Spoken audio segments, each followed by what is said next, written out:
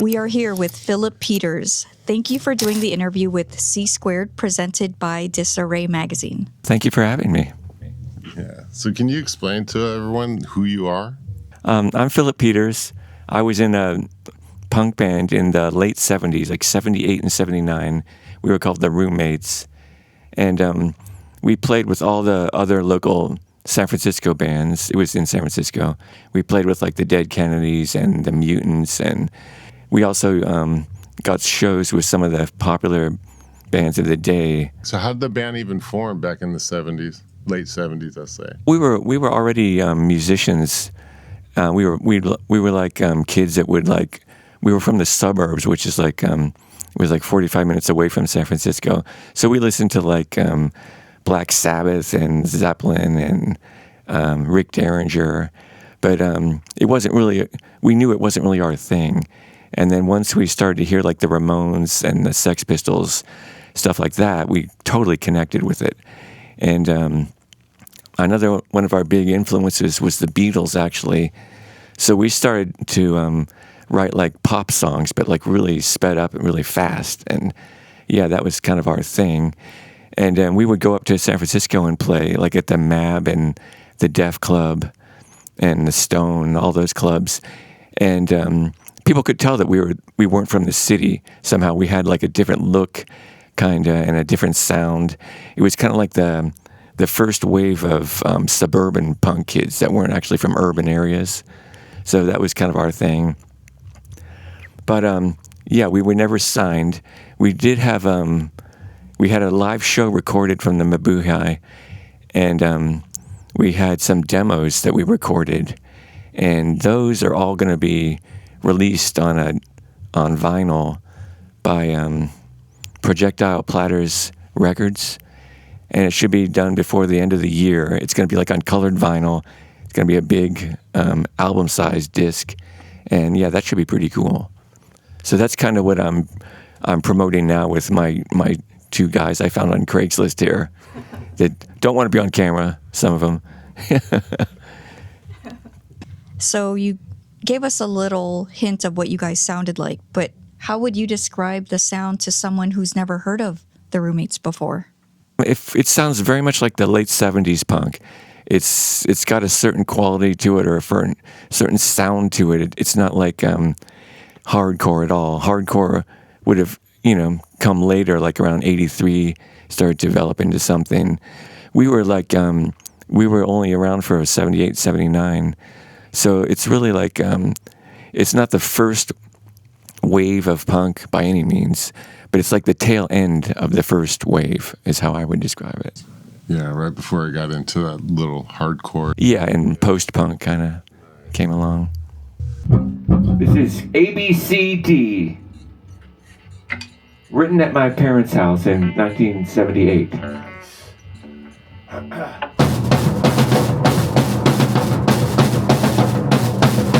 A, B, C, D, no one wants to talk to me. A, B, C, D, no one wants to talk to me. A, B, C, D, E, F, G, no one wants to talk to me. A, B, C, D, no one wants to talk to me. A, B, C, D, no one wants to talk to me.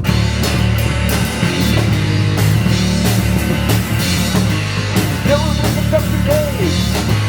No one wants to even think. No one sees a flying bus. Everybody tries to run. No one even seems to care. They just want to stop the stairs. They act as I don't even wear. They don't even care.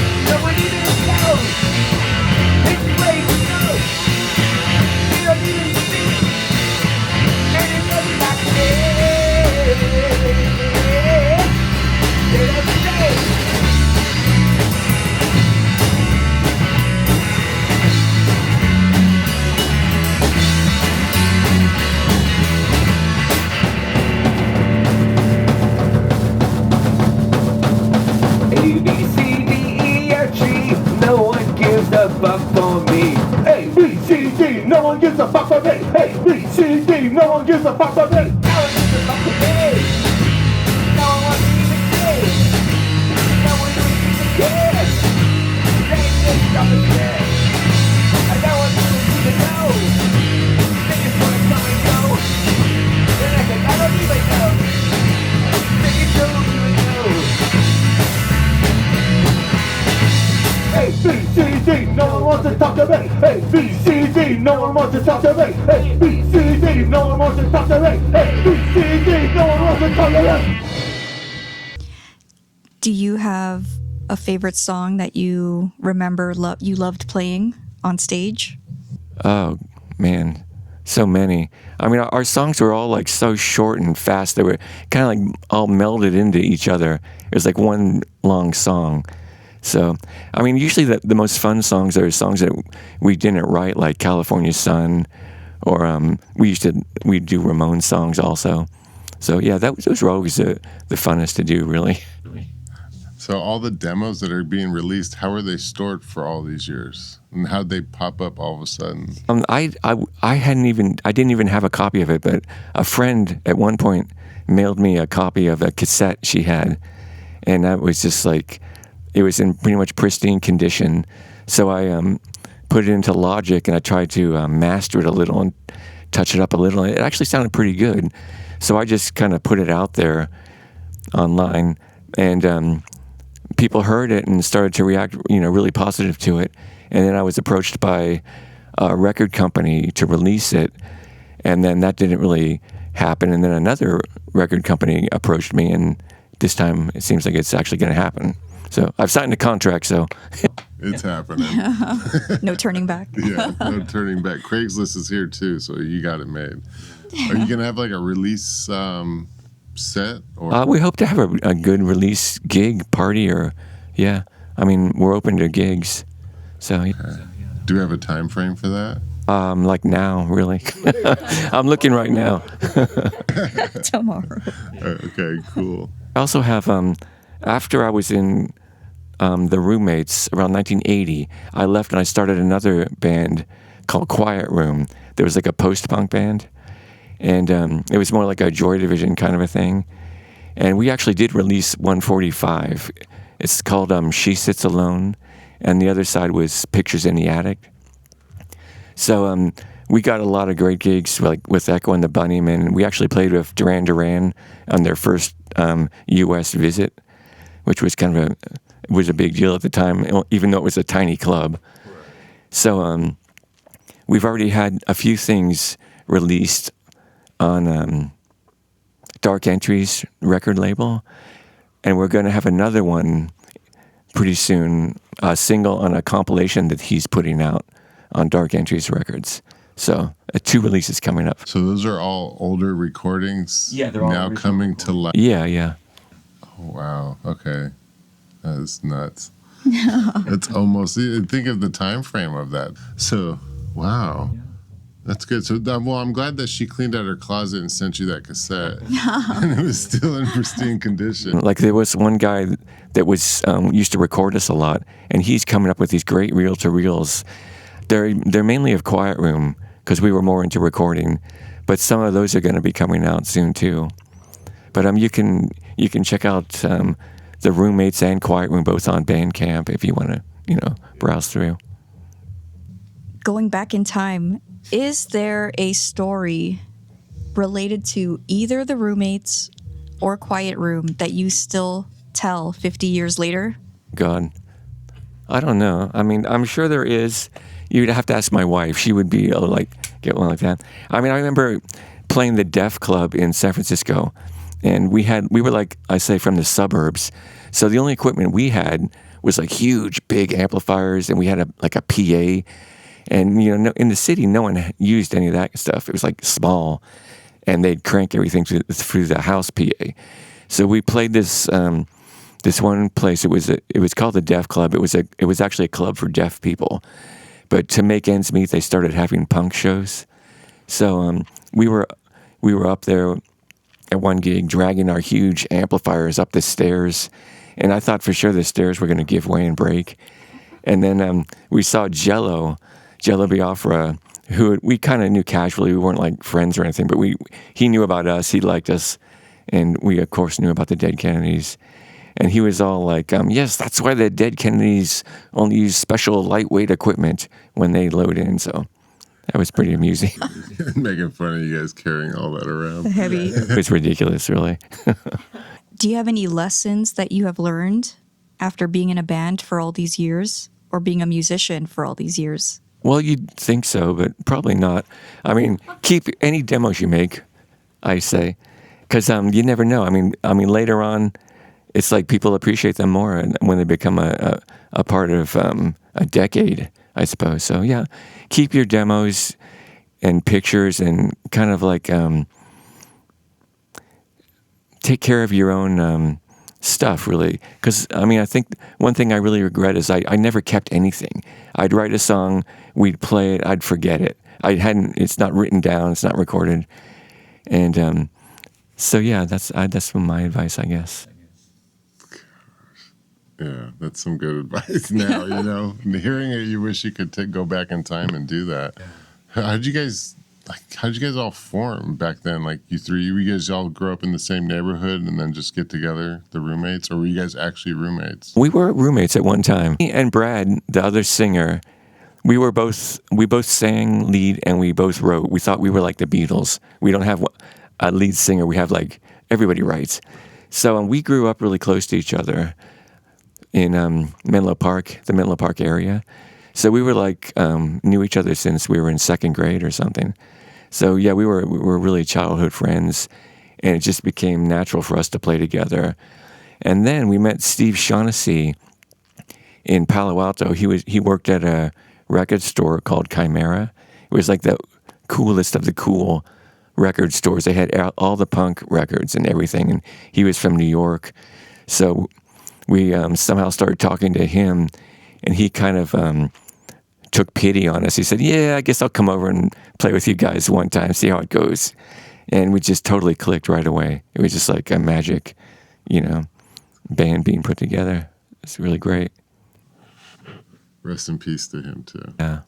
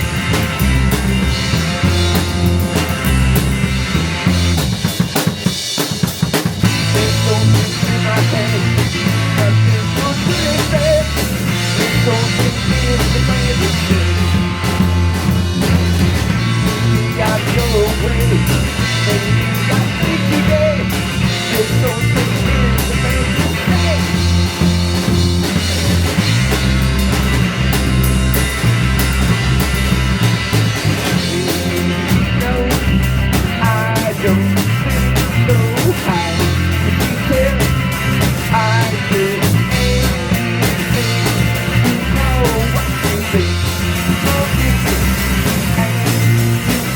wanna know. Oh yeah, it's on her mind. Oh yeah, it's on her mind.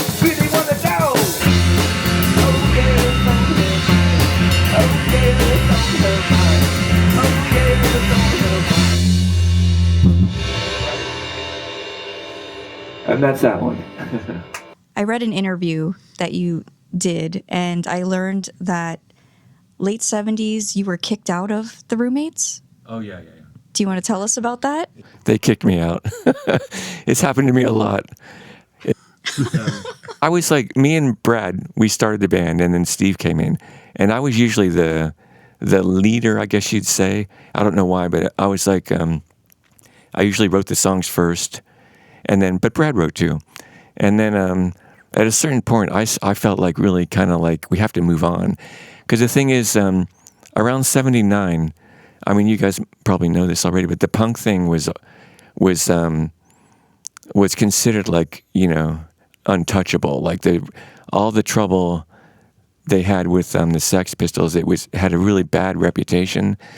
So at first, all the clubs were scrambling to get punk bands, but at a certain point, it was like totally negative, and they didn't want it. And so we decided, if we get another guitar player, we can do more harmonies, and we can just like kind of, clean up our act, basically. Like no more swearing on stage, and, try to get it together. And so we got another guy in for a while.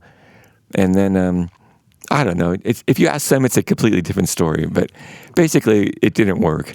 And I left the band. Well, they kicked me out.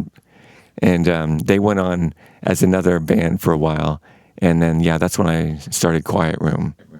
So they dropped the Roommates for like good after that, and then they started a different band. They kind of transitioned into a different band. Yeah. Okay. Cool. And then you started the Quiet Room, and I brought the synthesizer and everything. Yeah, I loved all that stuff. I was kind of I thought like punk. I mean, punk was so great and it was so inspiring. But at a certain point, I felt like it was over. Like, okay, we did it. It won't work twice. And so, I had no idea that at this point in time, people would still be doing it and loving it, and it would be a thing. I was gonna say, eat your words. Here we are, 50 years later, and we're bringing it back in. Yeah. So it's like I understand that time frame and the era of what it was. Yeah. But that's So that was my take on it. I thought like, well, yeah, it's done. I'm going to move on. So I did Quiet Room, and it started with just 2 people, and then I kept adding people.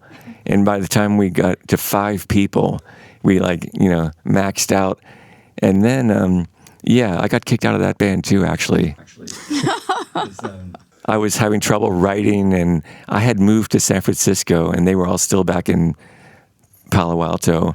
And, things happen. And so I have like this whole reputation of starting bands and then being kicked out of them. So that 15-minute drive to Palo Alto is pretty far. Really? Too much to ask. So is there any other bands you got kicked out of? That's about it, basically, because then I went solo. There you go. I've got like 5 solo albums just under my own name. And I've also been playing with a great female vocalist, Cassandra Vincent. She's like an actress and a singer and multi-talented. We've got a whole Bandcamp page with lots of great tracks on it, and we're actually still together, but she moved to New York, so we just do everything long distance at this point. But we can record long distance, so we're still making recordings, writing music. Oh, so you got a lot of projects still going on too, then. Yeah. And then you're just resurrecting the Roommates with Craigslist ads. Yeah, and we might do Quiet Room also. We're in talks with all the original guys, actually. Oh, Nice. So, what other goals do you have? I have no goals. I've never had any goals. That's why I'm here doing this now at this age. Putting out all this music. No, I guess my goals is, I do like getting out the old recordings out. I think they're a great, like, time capsule of that era. So They are. Are you holding on to everything that you're doing now?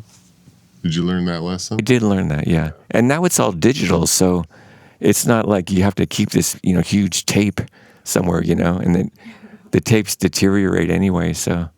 Yeah, but I'm still a fan of physical media. Yeah. And that's the thing. It's good that people hold on to it. And then also now that you have the label gonna drop the albums for these, it'll be even better. So we'll all be holding a piece of history. Yeah, pretty much. So this is Identity Crisis. 2, 3, 4.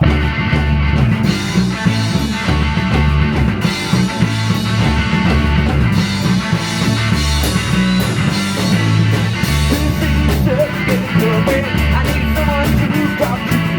Please listen and I'll be a fool. Please stand and crying. Come on, don't get excited. Please support me on my rhythm now.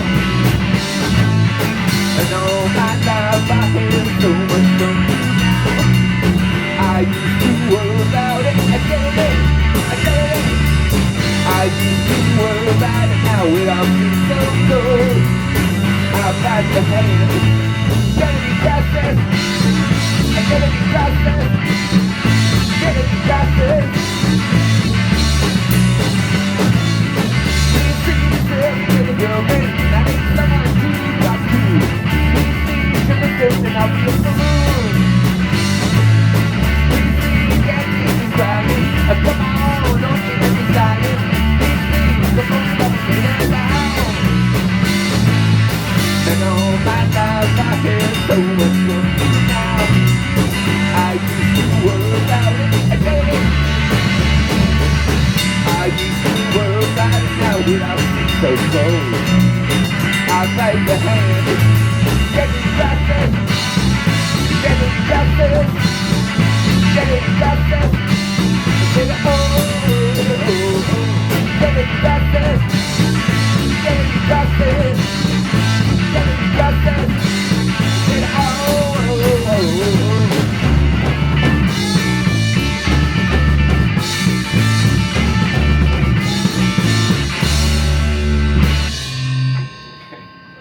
So, what other challenges have you faced being a musician for so long? Oh, I mean, there's lots, it's hard. It's interesting that the easiest time for me to be a musician was during the punk era and post-punk. Like that little period of time, it just seemed like everything, came to me. The clubs, there weren't that many punk bands for one thing. So like if they knew you had that sound and they thought you looked like that, you could get these great shows with all these, big name bands. And that continued on in the post-punk too. But I suppose now the big challenge is just like so many bands and so many genres, and it's hard to get attention to yourself, and everything is online, so you've got to find some way to break through and get above everybody else. And yeah, that's pretty challenging for me. Okay, so I got a good one. Okay. So if you could go back into time, what would you change? Just in that late 70s era, early 80s, what would you change if you can go back in time right now? Right now, even if you got these two guys over here from Craigslist with you, what would you change? One thing I know I have a problem with getting tired of what I do. Like I got tired of the Roommates. I got tired of Quiet Room. I always wanted to push it and keep going forward. And I should have stuck with one of those bands, That probably would have been good. But what can you do? You live and you learn. I guess I regret some of the guitars I used to have too. If I had kept some of those that my parents didn't want me to spend my money on, I would, I have so much money now. Selling those. Right, retirement there. Yeah. So similarly to that question, but asked a different way, knowing everything you know now, what would you tell your younger self? Oh, yeah. Keep it together. Don't get bored so fast. I mean, it's one thing to want to express yourself artistically, but I would rein myself in a little, not be so quick to throw things aside and, kind of like take better care of the stuff that I was doing. Do you have any advice for new musicians? I don't know. Get your songs together. Make sure your songs are written well. Keep a good set list. Yeah, let people get to know you and stick with it. Don't give up. Don't get tired of it. Or get kicked out. Or get kicked out. No, it's just messing. That's good. That's good advice too. So what are some of the goals you have for these 2 releases? Like, what does success look like for you? I think it's a success just having people as interested as I already are. I mean, I'm so happy. I had no idea that would ever happen. And it's just it's a joy really to have people so interested in them. So yeah, I just can't wait till they come out, And we don't have a date yet. Not an exact date, but before the end of the year, definitely. All right, so this year. Yeah. That's good. Can you tell us the names of these releases or the album name? That's a good question. I don't know because it's going to be the roommates, but they're going to mix in some of the live tracks with the demos. So yeah, I'm not sure exactly what it'll be called. And the Quiet Room release is going to be just one song. It's called The Shell, and it's going to be on a compilation of other 80s dance songs. Do you have any shout-outs that you'd like to make? Shout out to Matt Cherowitzo, who's playing drums with me now, and Vic Gonzalez, who's playing bass with me. And these guys are great. I'd be lost without them. We connected, and it just was amazing. The first gig, well, the first time we practiced. And you guys have played a gig together. Played one gig. One gig. Yeah. Hopefully that won't be the whole thing, but it won't be the end. You guys keep on going. Yep. Also, thank you, CFA. Thank you, CFA. Yes. I have to thank you guys too. Oh. And thank you guys at Disarray magazine. You're welcome. You're welcome. All right. Thank you, Philip, for doing the interview with C Squared, presented by Disarray magazine. Thank you for having me. Yes, You're welcome. Thank you. 1, 2, 3, 4.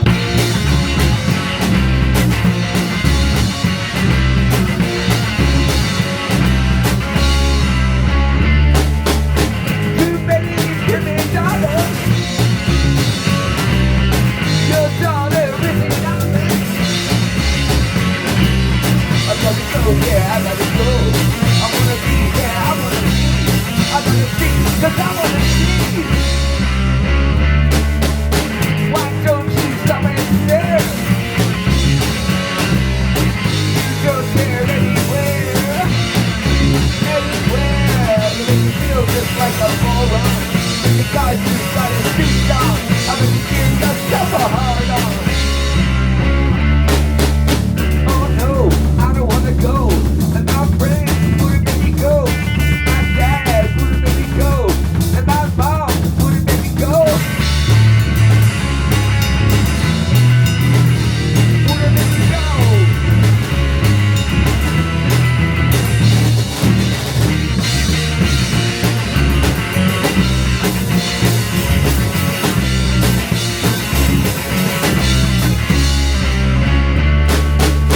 Why don't you stop and stare? You're down here, you're not there. I gotta go, yeah, I gotta go. I wanna see, yeah, I wanna see. I gotta see, 'cause I wanna see.